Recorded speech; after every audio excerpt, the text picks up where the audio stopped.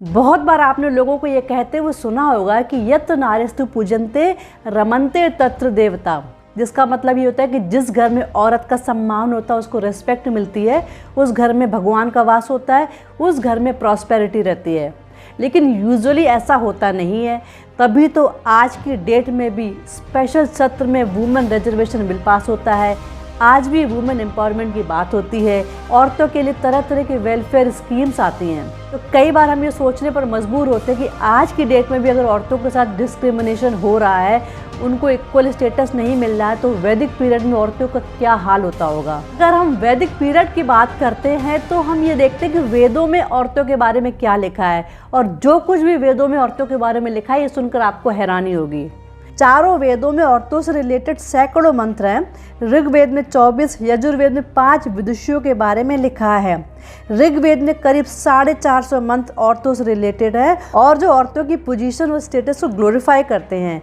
और इन स्क्रिप्चर से क्लियरली पता चलता है कि वैदिक पीरियड में औरतों को सोशली और इकोनॉमिकली इक्वल स्टेटस था। सोसाइटी में उनकी अलग इम्पोर्टेंस थी। बच्चों को अपनी माँ के नाम से जाना जाता था, जैसे गंगा पुत्र, कुंती पुत्र, कौन्तेय, देवकी नंदन। हस्बैंड्स के नाम के पहले वाइफ का नाम लगाया जाता था, जैसे सीताराम, राधा कृष्ण, लक्ष्मी नारायण, गौरी शंकर।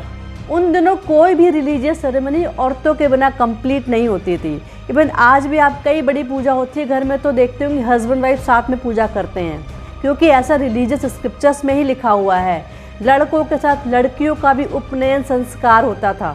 दुनिया की किसी भी रिलीजियस बुक में, रिलीजियस स्क्रिप्चर्स में कहीं पे भी आपको एक फीमेल का नाम नहीं मिलेगा, एक्सेप्ट ऑफ सनातन धर्म, सनातन स्क्रिप्चर्स। वैदिक पीरियड में सती प्रथा का नामो निशान तक नहीं था। विडो को पूरी आज़ादी थी दूसरी शादी करने की। इवन विडोज के पास 3 ऑप्शंस होते थे। पहला, नियोग प्रथा से वो बच्चा पैदा कर सकती हैं, जिसका मतलब होता है एक लेडी जो विडो हो गई, जिसके बच्चा नहीं है, वो अपने किसी रिलेटिव के साथ बच्चा पैदा कर सकती है। दूसरा ऑप्शन होता था कि वो पूरी लाइफ लॉन्ग बिना शादी के रह सकती है। तीसरा ऑप्शन होता था किसी दूसरे के साथ शादी कर सकती है। वैदिक पीरियड में बॉयज़ एंड गर्ल्स दोनों को इक्वली पढ़ाई करने का अधिकार था। दोनों इक्वली गुरुकुल जा सकते थे। गुरुकुल में जहाँ बॉयज़ को आचार्य पढ़ाते थे, वहीं लड़कियों को आचार्य की पत्नियाँ आचार्यास पढ़ाती थीं। Math, social science, moral science, Sanskrit, knitting, weaving, singing, dancing जैसे सब्जेक्ट होते थे, जो बॉयज़ एंड गर्ल्स दोनों ही पढ़ते थे। वैदिक पीरियड में बेसिक एजुकेशन कंपल्सरली सभी लोगों के लिए थी। बेसिक एजुकेशन कंप्लीट होने के बाद गर्ल्स के पास 2 ऑप्शंस होते थे, एक ब्रह्मवादिनी, दूसरा सद्योतवधू।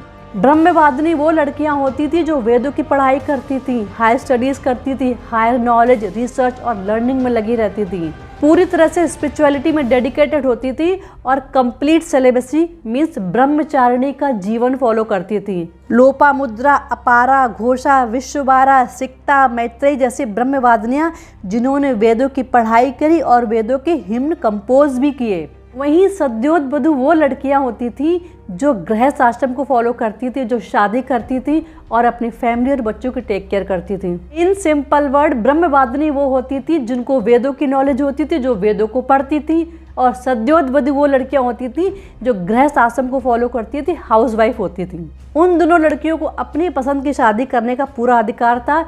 इसी वजह से स्वयंवर और गंधर्व विवाह बहुत कॉमन था। इस यूनिवर्स की शुरुआत ही पुरुष और प्रकृति, शिव और शक्ति से हुई है, और यहीं से, इसी समय से वुमेनहुड की शुरुआत हुई है। अर्धनारीश्वर, जिसमें सिंबॉलिकली शिव और शक्ति दोनों एक बॉडी में हैं, और दोनों मैस्कुलिन और फेमिनाइन एनर्जी को रिप्रेजेंट करते हैं। ये दोनों इनसेपरेबल हैं, लेकिन दोनों ही अलग इंडिविजुअलिटी रखते हैं और अलग एक्सप्रेशंस हैं। इस सृष्टि की, इस यूनिवर्स की शुरुआत हुई है पुरुष और प्रकृति से, मेल और फीमेल एनर्जी से। इस वजह से सनातन धर्म में औरतों का सिग्निफिकेंट रोल है। आदि शंकराचार्य ने कहा है कि शक्ति के बिना शिवा कुछ नहीं है। Every God and Demi God is incomplete without शक्ति। एक्चुअली पोस्ट वैदिक पीरियड, मिडिवल पीरियड में जैसे जैसे खिलजीज, टर्क्स और मुगल्स के इन्वेजन्स हुए, तभी से औरतों की पोजीशन और सिचुएशन खराब होती चली गई। इन इन्वेडर्स ने राजाओं को लूटा, उनके राज को लूटा, उनके खजानों को लूटा, राजाओं को मारा, उनकी पत्नियों को बंदी बना के ले जाते थे, एज ए सेक्स स्लेव उनको रखते थे। इसी से बचने के लिए कितनी रानियों ने अपनी दासियों के साथ मिलकर जौहर किया, जो आपने पद्मावत मूवी में भी देखा होगा। ऐसे ही धीरे धीरे सती प्रथा, पर्दा प्रथा, बाल विवाह जैसी जो सामाजिक बुराइयां हैं समाज में फैलती चली गई और डीप रूटेड होती चली गई। क्योंकि ये इन्वेजन ज़्यादा नॉर्थ इंडिया में हुए हैं, तो इस तरह की जो सामाजिक बुराइयां हैं, जो कुरीतियां हैं, वो आपको नॉर्थ में ही देखने को ज़्यादा मिलेंगी as compare to South India. इसलिए आप देखना कि साउथ इंडिया में आपको पर्दा प्रथा बिल्कुल नहीं दिखेगा। सती के भी हार्डली 1 या 2 केसेस हुए हैं। क्लियरली इंडिकेट कि जो भी इनजस्टिस या डिस्क्रिमिनेशन औरतों के साथ हुआ है या आज भी हो रहा है, वो मुगल्स के आने के बाद से हुआ है। इससे पहले तक man and women were equally treated, और ये हमें हमारी हिस्ट्री बुक में कभी भी नहीं बताया गया। आई एम नॉट सेइंग कि औरतों के साथ डिस्क्रिमिनेशन नहीं हुआ है, मिसबिहेव नहीं हुआ है, उनके साथ पार्शियलिटी नहीं हुई है, लेकिन उसके लिए सनातन धर्म और स्क्रिप्चर्स रिस्पॉन्सिबल नहीं हैं। बड़े बड़े वॉर, महाभारत और रामायण जैसे वॉर भी लड़े गए हैं औरतों की सेल्फ रिस्पेक्ट और उनकी डिग्निटी के लिए।